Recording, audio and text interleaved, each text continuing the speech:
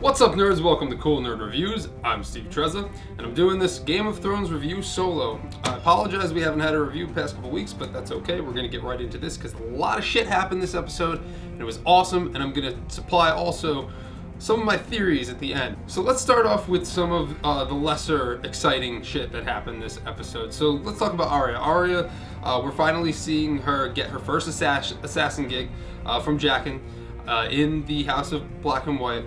Kind of good to see that they're kind of moving this along now. I mean, it took them long enough. She was kind of there for what seems like forever, and not really much has been happening. They did leave that open, and I'm sure they will get back to that in probably the next episode. If not, we'll have it in the finale to see what the outcome of that is. Then to another Stark, we go to Sansa Stark. She discovers that her two brothers, Bran and Rickon, are not dead, and that Theon or Reek had not killed them, that he had killed just the farm boys. So now she knows her family is alive, she knows they're out there. I think that's going to give her the motivation to escape. Maybe Brienne of Tarth will be the one to come and rescue her. I'm sure it's going to happen when the Boltons and Stannis have their battle, depending on if they're going to battle at Winterfell, which I think they will, or if they're going to battle on the road. Let's talk about Cersei imprisoned for a little bit. Did anyone else get enjoyment out of that? I know that I did. She's just been such a bitch for the entire duration of the series, and now finally seeing her suffer, it's kind of satisfying. But this begs the question, what is going to happen with Tommen? What is he going to do? Is Tommen going to wage war on the Sparrows, or is he just going to sit back and kind of like what he's been doing?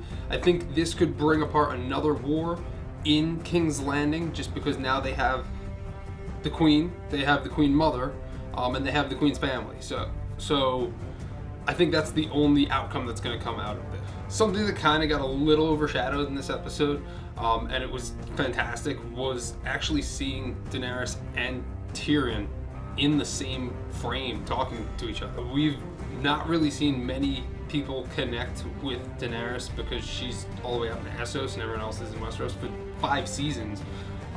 Actually seeing such a huge character with Tyrion now siding with her and talking, and they're kind of playing off of each other's personalities. I thought that was really well done. I enjoyed it a lot, and I thought it definitely escalated the episode a lot more. We've kind of been waiting for this for a while now, and now we finally got it. That being said, let's get to what everyone's talking about.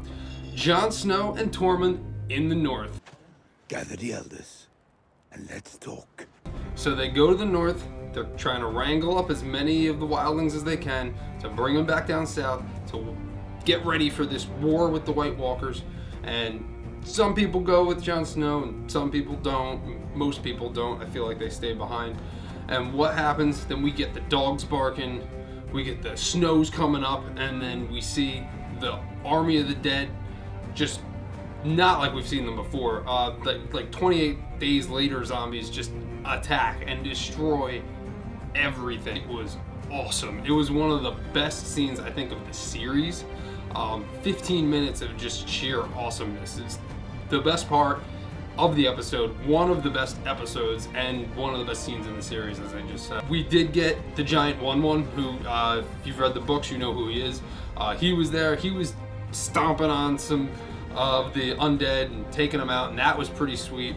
And then we actually get to see Jon Snow fight a White Walker. The first time ever that we've seen a White Walker in actual like combat action. Which was incredible. The mystery of, you don't really know how they're going to fight, you don't really know what they're going to do, they have special powers, what's going to go on, that whole mystery behind it it makes them scary. It gives fear, because you don't know what to expect from them. So to see him fight Jon Snow, it was very intense, it was very suspenseful. Jon Snow couldn't get the dragon glass in time, so instead he gets the blade with the Valyrian steel. And it looks like that kills the White Walkers.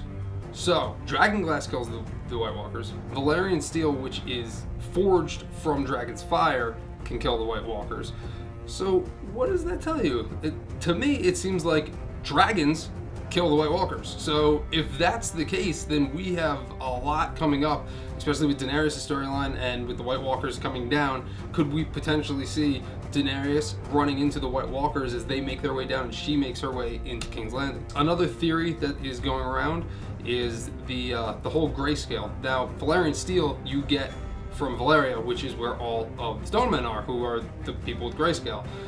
You have Jorah, who also has the grayscale on his arm. I feel like they're building up grayscale to be something a lot more than it is, and I feel like it's going over everyone's head.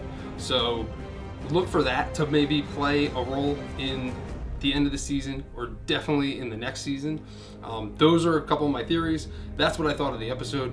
Let me know what you thought of the episode. Make sure you like, favorite, subscribe if you have. Check out all of our other segments, and I'll see you next time on the Game of Thrones Review.